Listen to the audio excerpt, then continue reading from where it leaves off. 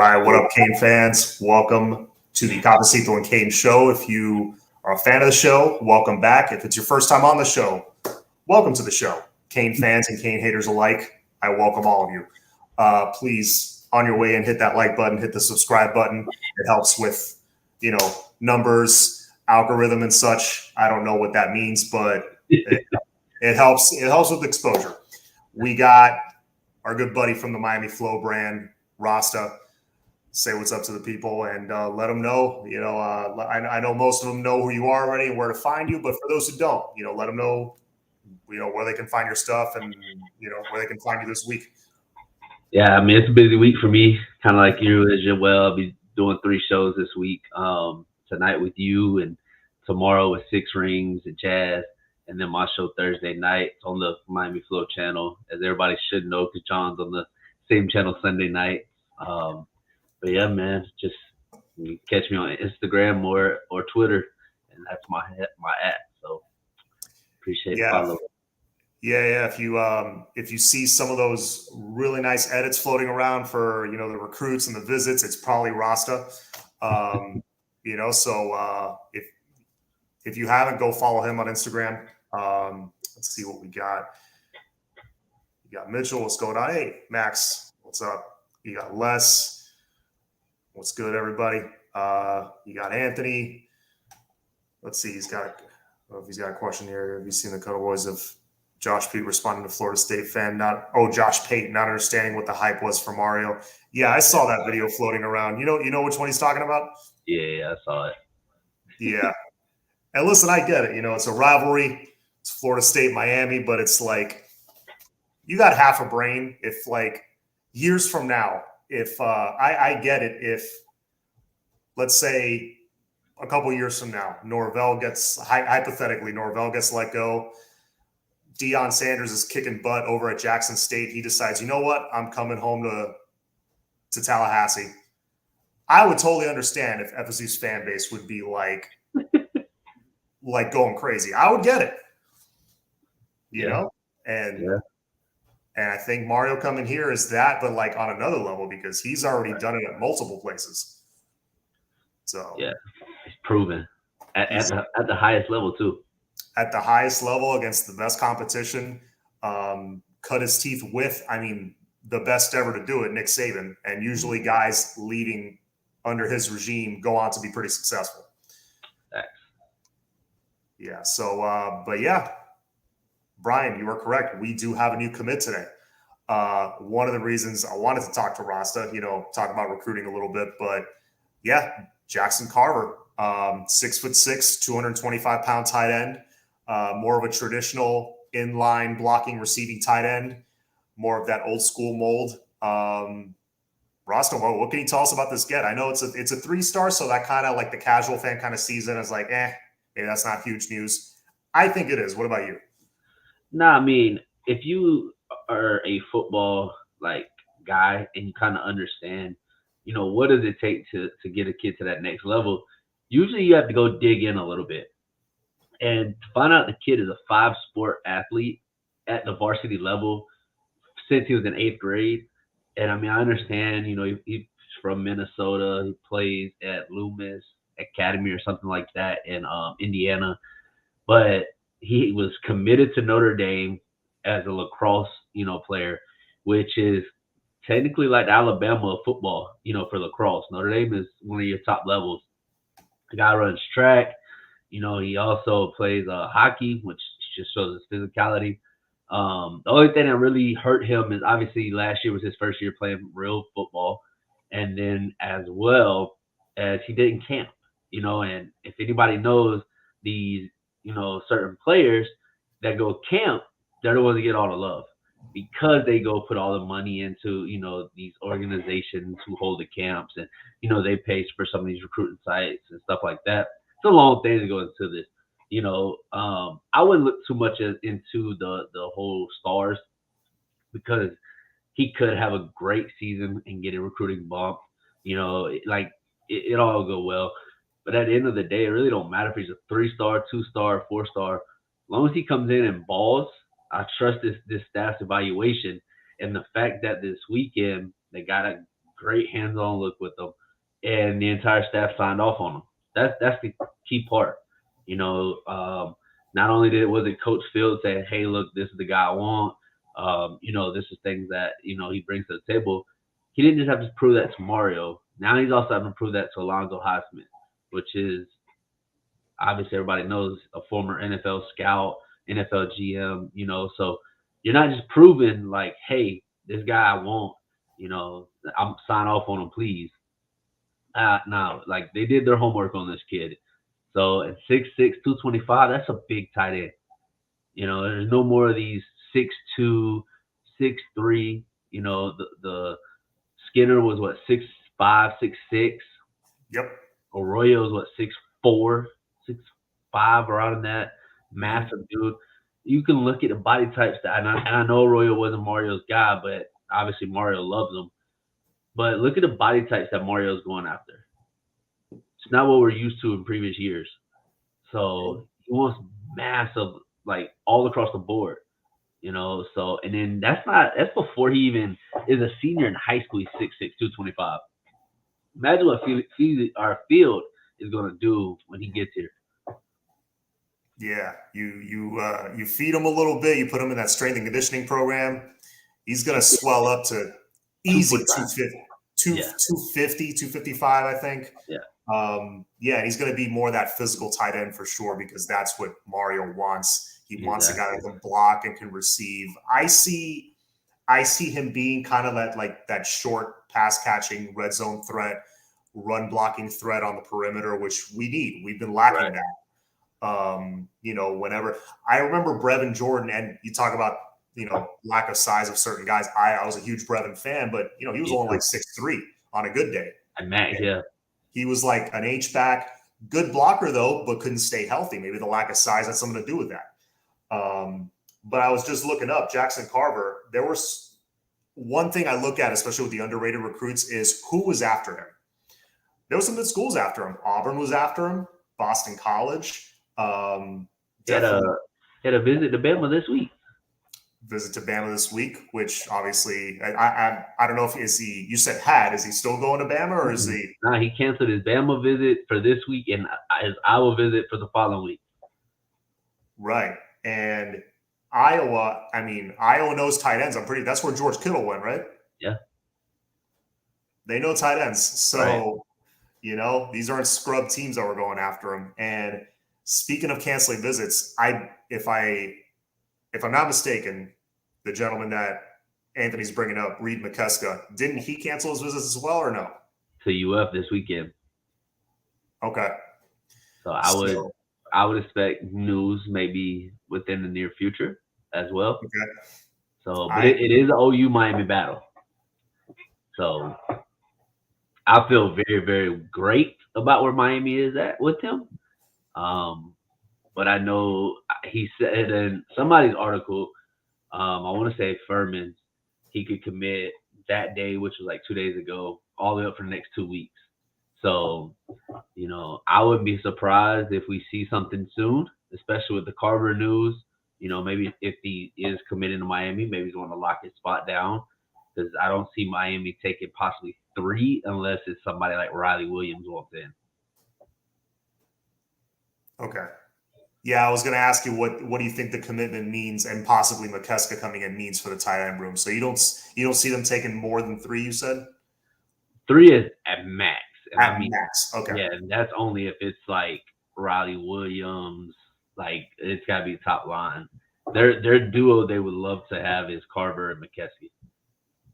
Yeah. No, I like that duo because you still got Skinner, you still got Arroyo, who are young. You still, I believe, Khalil Brantley, who's more of that receiver type guy. And yeah, he's like your flex, right? He's like an H-back kind of flex. Yeah. So I like where we're at tight end, receiving, blocking wise. Anthony says, in terms of skill set, when I look at Skinner, he reminds me a little bit of Martellus Bennett. And when I look at Arroyo, he reminds me of Antonio Gates. Listen, dude, I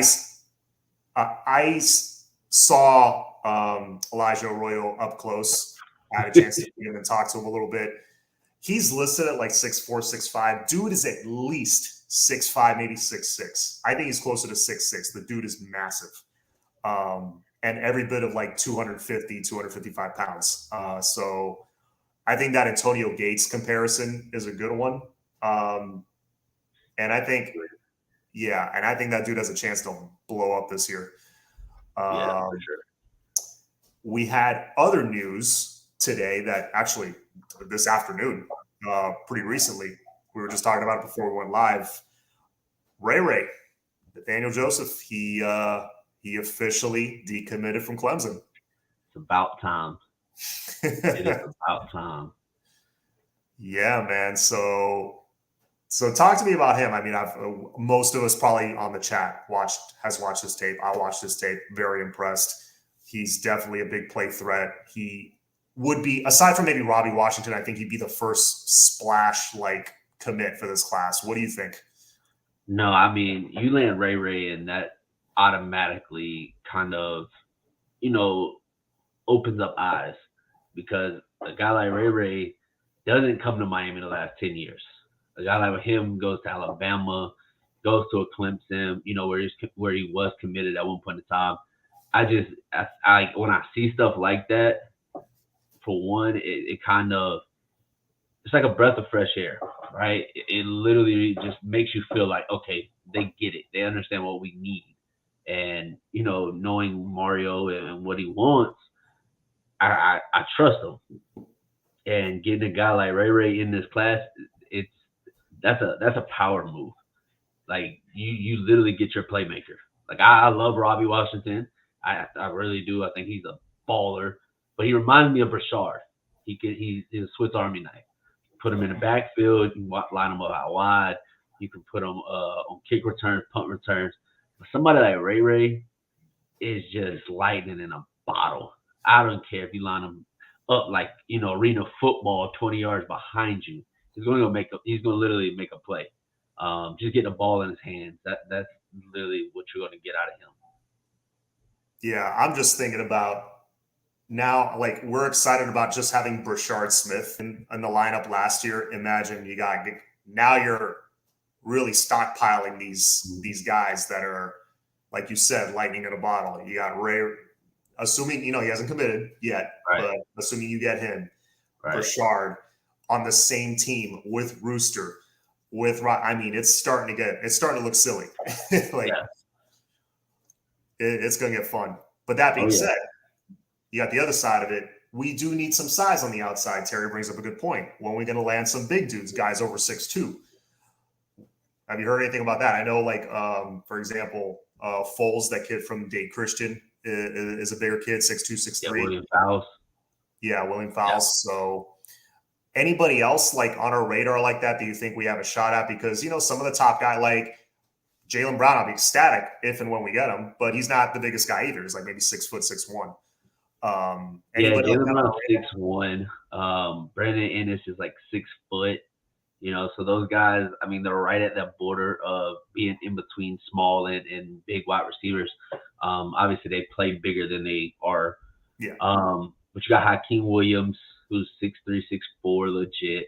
Andy Jean, which is 6'2", 6'3". Like you said, William Fowles. There's also a couple other guys that the staff is working behind doors. No names are being mentioned. But, those are people Mario's going to find his guys. The only thing is Gaddis wants a lot of speed, on all positions of the field. So, you just got to kind of watch and see who visits, because over this next month and a half, not even a month and a half, over this next month, all the way into July, I think a lot is going to be telling, moving forward. Yeah, for sure. Dominic Harris asking, who do you see being the next trench commit? I'm liking what I'm seeing from Olas the last week or so, but that's just my gut telling me. Olas isn't committing for at least a month. Okay. So I was looking more July. I know he wants to go before the end of before his season starts. But he wants to take all his visits, and his family's, obviously going to fly home. He's going to go back home, and he's going to kind of sit down and weigh all his options out, and then eventually commit. So I would say July, about mid to end of July. All right. For sure. So that's, yeah, man, we were also talking right before we came on, like how different the program looks, and just like it feels like it's only been 6 months, which is crazy because it feels like longer. This, like, all the Mario Radakovich, all this still like just happened. Mm-hmm. And I mean, it's night and day difference, like Right. like just everywhere, top to bottom. Yeah, Um, literally. I mean, you had like maybe a sprinkling of guys like this visiting and hoping like one of them commits, um, or they commit, or like in years past they commit early, but then you see them little by little drop off and drop off and drop off. Um, yeah, man. What do you make of how, like, their strategy? I mean, do you like how they're doing it? That they're not. It's kind of like last year in a way that they're not going for that commit. They're trying to build that relationship. But I feel like this way it's going to pay off better. Um, do you like Yeah. how they're doing it? I mean, of course, I mean, we're all fans at the end of the day, and we're antsy. You know, we want some excitement. We see, I think, what was it? Cincinnati got 9 commitments in a week or something. Clemson had got like 6. It was something crazy, right? So of course, us being fans at the end of the day, that's what we want to see. But you gotta trust him, and you gotta know Mario. This is what he does. And honestly, if you look at some of these other schools, like at Alabama, like at Georgia, they're sitting at maybe 5, 6 commitments as well. They're not getting guys left and right. So just kind of, you know, I mean, of course, I'm kind of irritated because I'm like, dang man, when we gonna get somebody? When Mhm. like I was excited. I thought Ray Ray was committing. I was like, oh yeah, man, we're about to get 2 in a day. Like finally. But I'm happy with the one. I do expect, I'll say 3 to 4 more within the next 2 weeks. Okay, so we're gonna have a nice little wave coming in. Yeah, That's it's gonna finally be what some fans been looking for. Here's my question: is one of them a quarterback? Yes. All right. Uh, I'd be. I know there's like 2 or 3 on our radar right now. I'd be happy with whoever it is if it's the 2 or 3 I'm thinking of.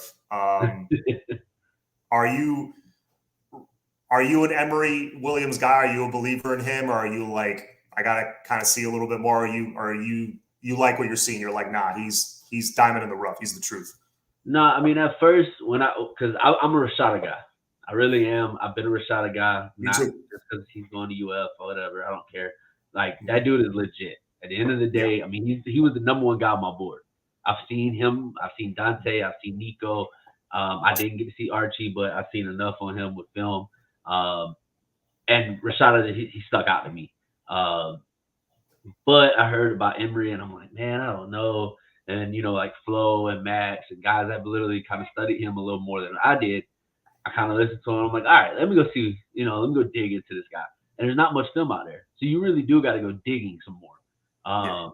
Then I've seen him kind of throw in certain places and stuff like that, and I was like, okay, like guys got confidence. And at 6'4", like 200 pounds, like I think he's like 190, 200 pounds, somewhere around there. Um, he could throw the ball anywhere. He's got the arm talent to compare with anybody, and it's kind of interesting to me because he don't camp, right? And that's kind of why nobody really knew about him. Hmm. But then if you go look into it, out of nowhere, he gets an Elite 11 invite, right? Yep. So that kind of stuck out to me because I'm like, huh, all these other guys that are in this Elite 11 that invites are all guys that went to camps, they did this and they did that. But now you give this to a guy who just recently got offered, and Miami is highly, highly after. That's a little interesting to me. So I want to see how he does when the Elite 11 comes, because he'll go against the best of the best, and let's just see how he fares out. All right.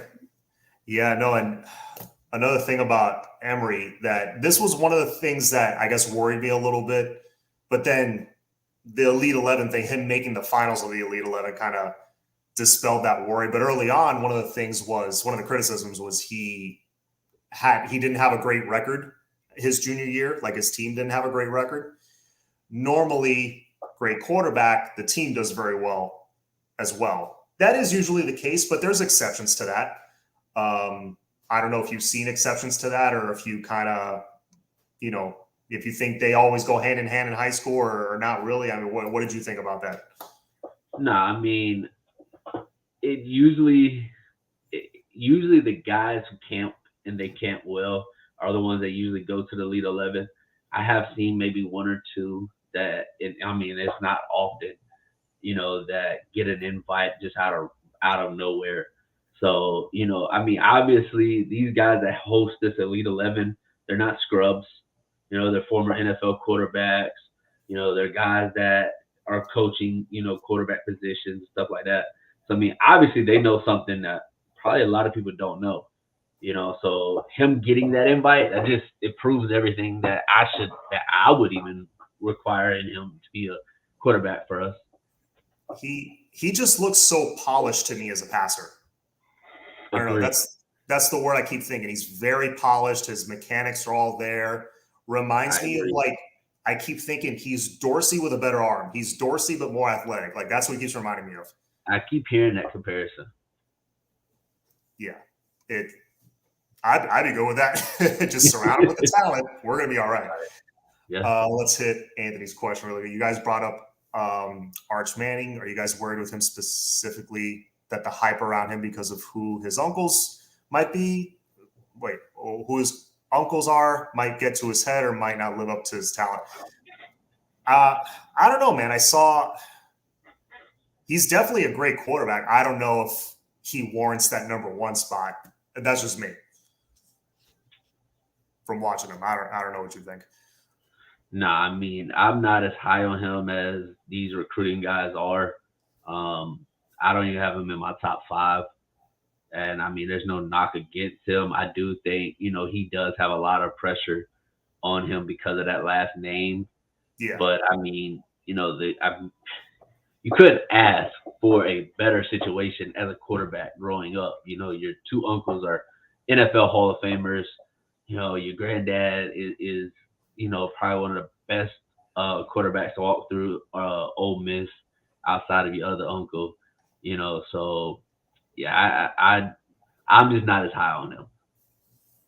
Yeah, I definitely think that name is carrying weight with that ranking. But yeah, that being said, I just saw our other guest hop into the waiting room. Let me bring them on real quick. Ladies and gentlemen, former Cane safety, Levon Ponder. How you doing, sir? What's going on? Hey, not much, man. Thanks for taking a quick minute to hop on. I always appreciate it, bro. No problem. But yeah, we were just talking, and I know it's been a minute since I had you on. I think the last time I had you on was like the week of the Bama game, and I think a little bit has changed since then. a little bit, a lot. We have big changes that happen. Yeah, man. Well, let me ask you first. Let's start with that. Like, Mario Radakovich, the new AD. Now we bring in Zoe. Obviously, I'm sure you keep in touch with a lot of former players and stuff. Like, what's the feeling around you guys right now? Is this like the most excited you guys have been around the program? Oh yeah, when they announced Cristobal as the head coach, man, the group chat went crazy. Everybody like, man, I'm going back now. I'm going back, man. Cristobal's back, man. It was like seeing the return of the Messiah. Back to the program, and where Miami's, been down the last 20 years or so to where they're looking at going now is totally different. Yeah, because I know you came in 2004, right? 2004. Okay, so you kind of caught a little bit of that. Some of those players were on those championship teams. Yeah, you played with.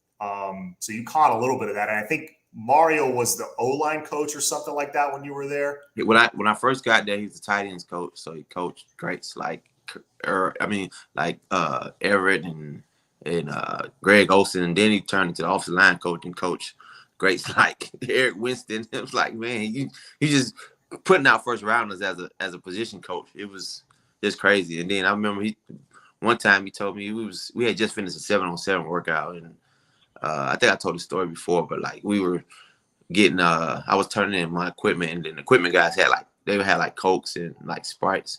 You know, like I got a Coke. I'm like, man, give me a Coke. He walked up behind me. He's like, man, don't put that S in your body, man. That's bad. You just had a great workout. You just, did, you know what I'm saying, a bunch of plays and everything. Now you're going to put this S in your body. Treat your body right. Like, man, that's right. I threw the Coke away and wound up, going to grab a Gatorade.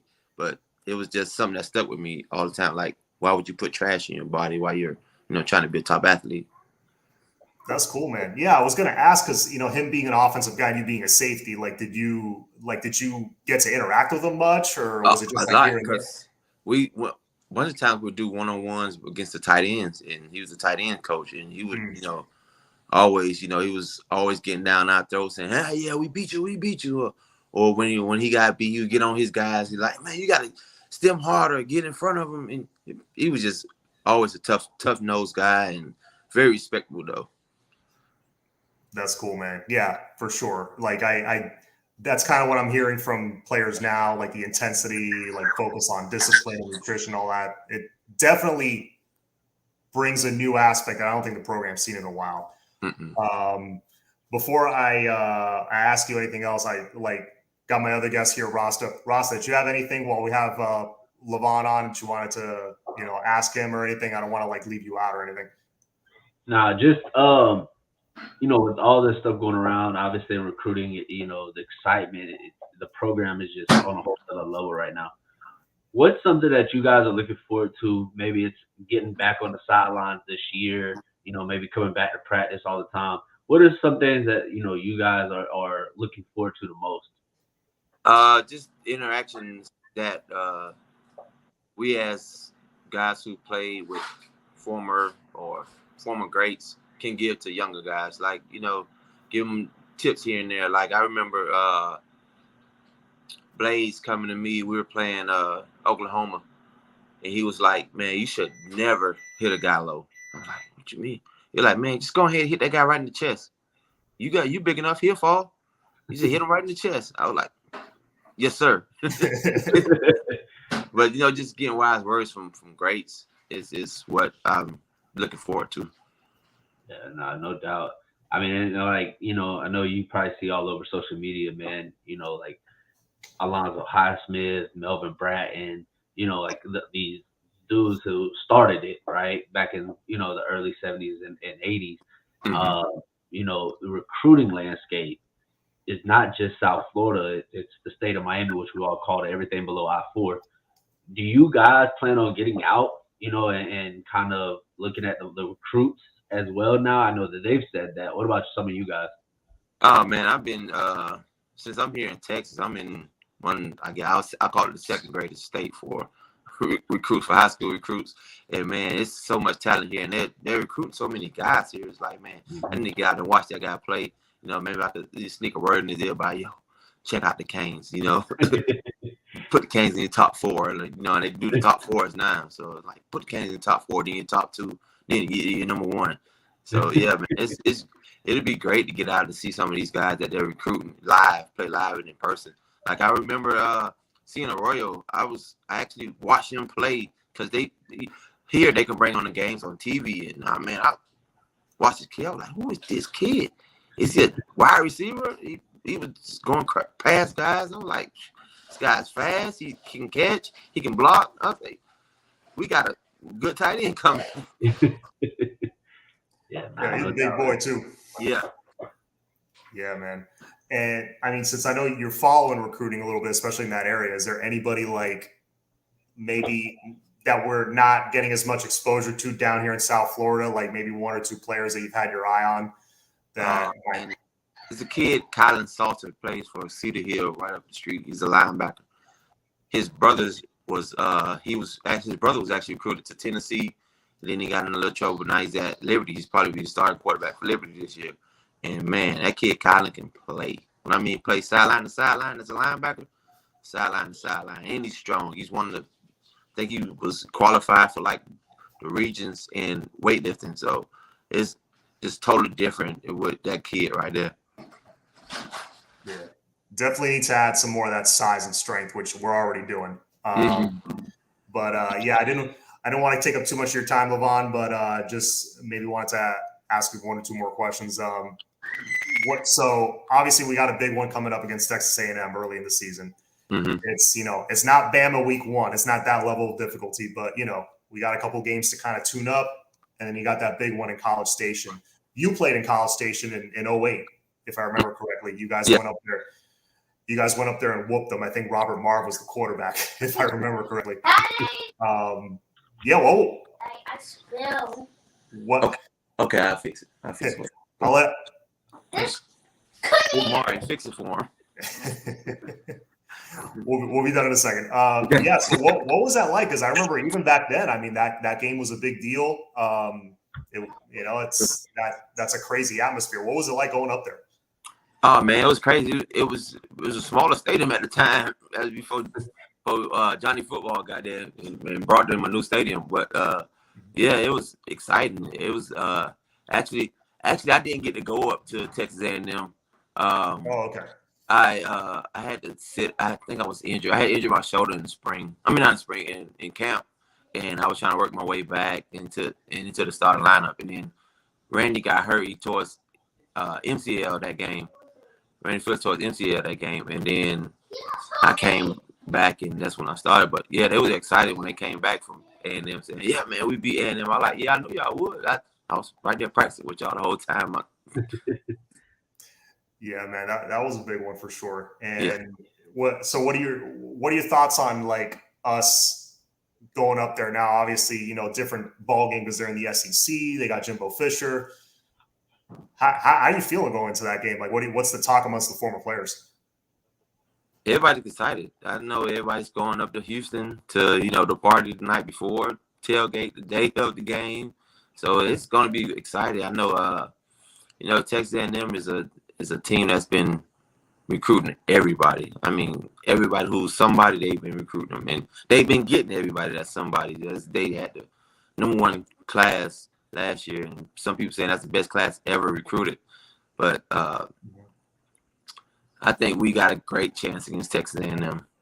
I'm certain that Mario will have the guys ready to go, just because it's Texas A&M and because it's Jimbo Fisher, a guy who Miami should know a lot about him being the head coach at Florida State before. So I think Miami will be ready to go and ready to roll against him.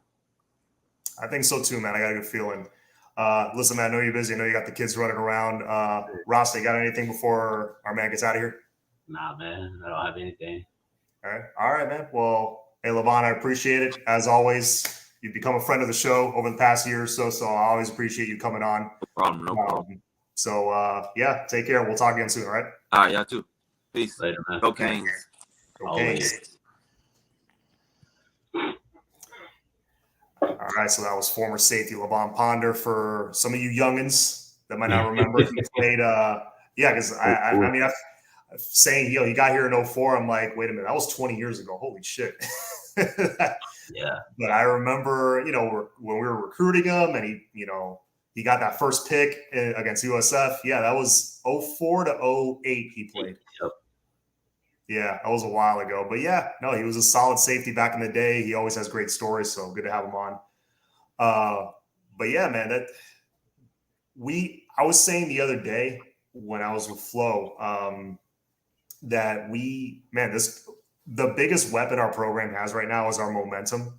We got crazy, crazy momentum right now. It just seems like everything's coming up Miami the last few months, like at every turn. From letting go of Blake James all the way to today, Ray decommits. It's like everything's coming up Miami. I really think we can ride that momentum into College Station and win. If we do that, we would go, the other 3 games are kind of cupcake tune-up games. No disrespect to them, but they are. Right. We got a really good chance of going into that North Carolina game 4-0. Yeah. And we need to get that payback. That payback needs to happen. That payback needs to happen over a series of games. Like, I feel like the next 5 or 6 years, we cannot lose to North Carolina. We got to like put a whooping on them every year. Yeah. Because I agree. And those are teams like I don't think Mario would lose to. Like just mentally, he would fucking probably go insane. yeah, no. I remember that first one in 04. Remember when we traveled up there? We were number 3. They were unranked. That was when North Carolina was still like bad. They were really bad. Horrible. And they somehow beat us. And I was at my homecoming dance my senior year of high school. I was like, North Carolina, it's a basketball school. We're going to kill them. I see it's like 7-7, 14-7, 14-14. Somebody had it on their flip phone following the score. And yeah, I was just in shock. And ever since then, it's like they've had that on us. Yeah, I agree. But yeah, let me catch up on some of the chat. Our dude Zach has been active in the chat. What's going on, sir? Am I going to wreck? Oh, yeah. It's man, I can't wait. It's what 81 days till kickoff. Yeah, it's close. It's close. Yeah, when it's within 90 days, it feels like it goes by fast. Like before you know it, it's July, then it's camp. Yeah, and it's here. Yeah, for sure. Greetings, good people. Quick thoughts on NCAA looking into the NIL structure today. Yeah, we were talking about that a little bit earlier. Apparently the NCAA met with, maybe you can help me fill in the gaps here, Rasta, met with John Ruiz, met with the school, where they kind of just like, hey, what's going on here? It wasn't like a full-on investigation or anything like that. It was just them kind of snooping around, kicking the tires, seeing what's going on. Exactly. Yeah, so I don't think, Yeah, nothing serious. From what my understanding is basically exactly what you just said. It's just, hey, I just want to see what's kind of going on. They may have seen a few little paperwork, and knowing Mr. Ruiz, he's got his ducks in a row. He probably looked out and said, here's, the guys I have, here's the paperwork, here's the documentation, here's this and this and this. Here you go. And, seems like they moved on. From what I've heard is everything is in the clear. He's good to go. Miami is fine, and they're back in their little cubby hole trying to look for something else to try to come after us with. Yeah, NCAA hates us. We all know it, but I think it's Nick Saban, good old boy network. I'll just leave that comment there for a second. I won't say anything to that, but are we the NCAA's favorite team? Probably not. Oh, we definitely favorite ones to get harassed. For sure. It's always like 3 teams that they like to have us on rotation. Us, North Carolina, USC, and like a couple others. Yeah. I mean, I think it's just funny how you have a team blatantly give a certain quarterback a certain amount of money, and they're not even being looked at. Then there's also a whole other team that bought their entire recruiting class, and it went out public by another coach, and they're not even being looked at. There's a whole other shebang going on out here, but you come down to Miami and worry about Miami. It's funny. They could literally have a map on the wall, throw a dart at a state, like, we'll investigate that school, and they'll find something. Mm-hmm. Like, really. Yep. Let's see 1 or 2 more questions before we get out of here. Anthony Dawkins saying, anything on David Hicks? I heard his visit went well. It went really well. I definitely think Miami couldn't have did anything better. So ball's in his court. We'll see how these next visits go for him. Yeah. There's like 4 guys that in the past I would have been like, if Miami gets one of them, it's a wrap. And for me, it's him, it's Jaden Wayne, Nicholas Harbor, and Samuel Mpemba. Those are 4 guys that, to me, man, you got one of them, I'm pretty happy. But now I think we got a chance to get maybe 2 out of those 4. I mean, if what kind of- all goes well, you know, things can go really, really well. You could possibly land 4 out of 4. I don't think we do, but Mhm. I mean, it's definitely possible. No, yeah, absolutely. And all 4 of those guys, I think 3 out of the 4 are 5 stars, and they all have crazy high ceilings. Yeah. I was going to click on this. If Miami had paid $8 million to somebody, they would have been audited immediately. Yes, they would have. I don't doubt that for a second. For sure. Yeah, man. So, unless somebody else has another question, I think that's it. I think we'll keep it short. You know, it's off season, not a ton of news going on, but I at least wanted to cover the news that was happening today. And but yeah, anything you wanted to add, Les, before we get out of here? I mean, Les, Ross. I called you Les Ross. It's all good. His name was mentioned down there. I see it. I got a good show planned Thursday. Got a couple guests on that people might want to hear from. You know, there's some people that their names are known. So, you know, just tune into the show Thursday. I will be on Six Rings tomorrow. Yeah, it's a pleasure. Appreciate you for having me, man. You know, and it's always, bro, it's Go Cane. As always, it's all family here. Go Canes. Go catch him tomorrow on Six Rings, Thursday on his show. And of course, Cafecito and Canes. Give me a subscribe, give me a like. And as always,